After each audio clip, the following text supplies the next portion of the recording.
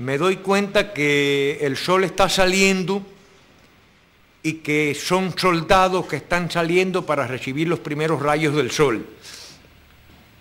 De ahí hago una observación visual sobre toda la cresta militar, o sea, sobre todo el firme de la loma, y me doy cuenta que la loma está totalmente tomada por el ejército.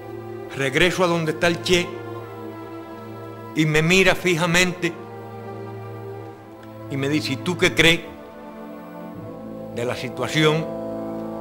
Dígole: bueno, yo la veo bastante mala. Me pone el brazo sobre el brazo herido mío y me dice: no sé por qué, pero me parece que estamos llegando al último combate.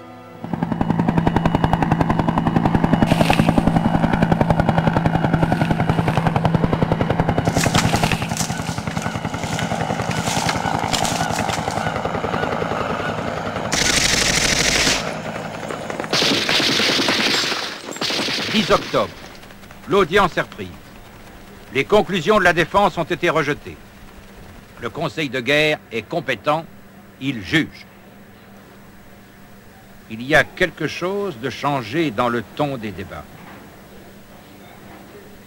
Silence de Bustos, extraordinairement pâle.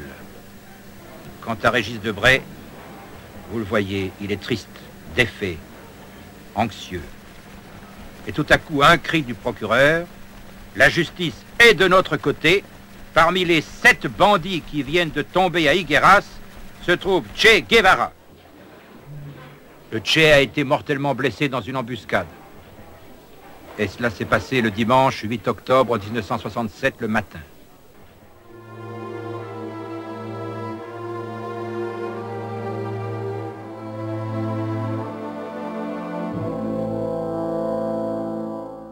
La captura se dio porque Che y Willy intentaban salir de la zona de combate aprovechando una pequeña chimenea, una falla en la pared de la quebrada donde ellos estaban. La pared tenía unos 15 metros más o menos de altura y había esta pequeña chimenea por donde quisieron salir y justamente se encontraron con 2 soldados. Pero en esos momentos el fusil no responde, no da fuego.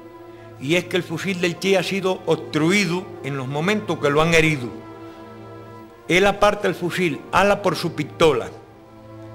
Y para el colmo, se le ha perdido el depósito de las balas a la pistola. Inmediatamente me pegaron un grito ahí: yo, mi capitán, aquí hay 2. Entonces me aproximé para verificar esta información y efectivamente eran 2 guerrilleros que estaban cubiertos por los soldados estos. Entonces pregunté: ¿usted quién es?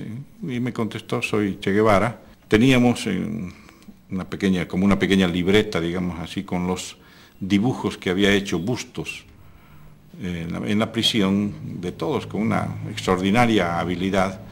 Tenía apenas una herida leve que ni sangraba siquiera. Entonces le dije: ¿puede caminar? Sí, me dijo, y le di un soldado para que se apoye, que lo ayude, y fuimos caminando hasta la higuera, donde ya llegando allá había una pequeña escuela con 2 aulas. Entonces pusimos en una Che y en la otra Willy. Al amanecer ya recibimos la información de que venía el helicóptero con el comandante de la división, el coronel Centeno Anaya, y entonces llegó con él también un agente de la CIA, conocido por nosotros en aquella época como Félix Ramos. Entonces llegamos e inmediatamente ingresamos a la escuela donde estaba prisionero el Che Guevara. Todavía era muy oscuro cuando entramos en el aula donde estaba él, entonces solamente se veían sombras. Dentro del aula había unos 8 o 7 soldados armados juntamente con un oficial.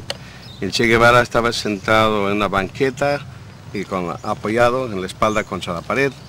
Estaba con las manos amarradas y básicamente era una sombra. Este señor Félix Ramos también se acercó muy próximo al Che Guevara, básicamente su rostro estaba muy cerca de él y le dijo: ¿y tú sabes quién soy yo? Y el Che Guevara lo miró y lo escupió en la cara y le dijo: yo no hablo con traidores. Pero ya durante la noche, yo fui en 4 oportunidades durante la noche, a manera de ver cómo estaban, en fin, los prisioneros, pero también para saciar un poco la curiosidad, hacerle algunas preguntas, pero en un tono de conversación, no en un tono de interrogatorio.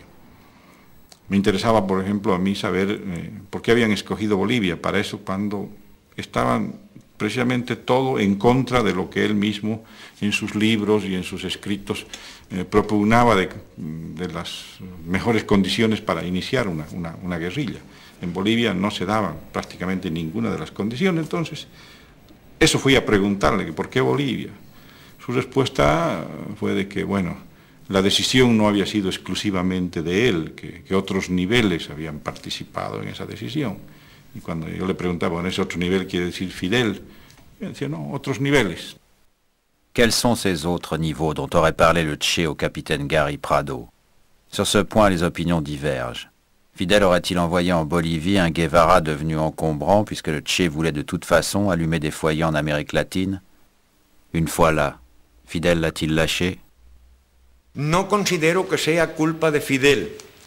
Yo considero de que precisamente ha habido una maniobra, ya no solamente de Fidel, sino de Fidel ruso Mario Monge.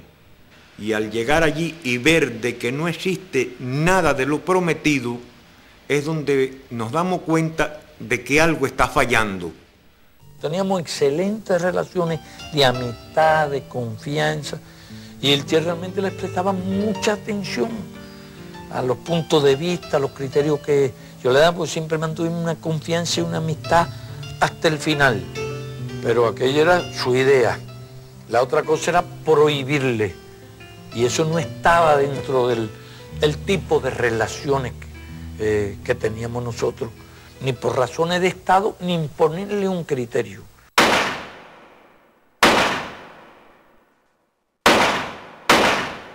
Estuve empezando mi carrera docente en el 1967, me correspondió trabajar en la localidad de La Higuera. Escuché una descarga muy cercana, como unos 3 o 4 tiros. Inmediatamente yo tuve la intuición de que se trataba de él, porque según lo que se podía observar no había ya gente, era raro. Y inmediatamente yo brinqué, salí corriendo en esa dirección. Llego y me doy con él ya que estaba tendido en el suelo.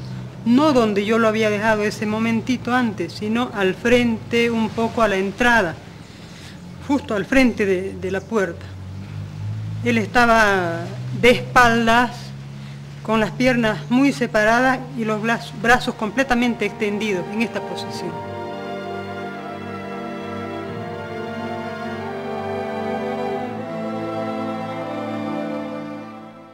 L'homme qui s'est porté volontaire pour exécuter Che Guevara, c'est le sergent Mario Terán. Depuis, il se cache. Varias de las entrevistas dicen que hubo un sorteo de 4 o 5 personas encargadas de ejecutar el Che por un orden que vino de La Paz, y que usted fue el primero en ejecutar esta orden. Completamente falso, al menos en mi presencia no había ningún sorteo. Como ya antes había indicado, yo estaba un poco cansado, ¿no? A lo cual me retiré a descansar.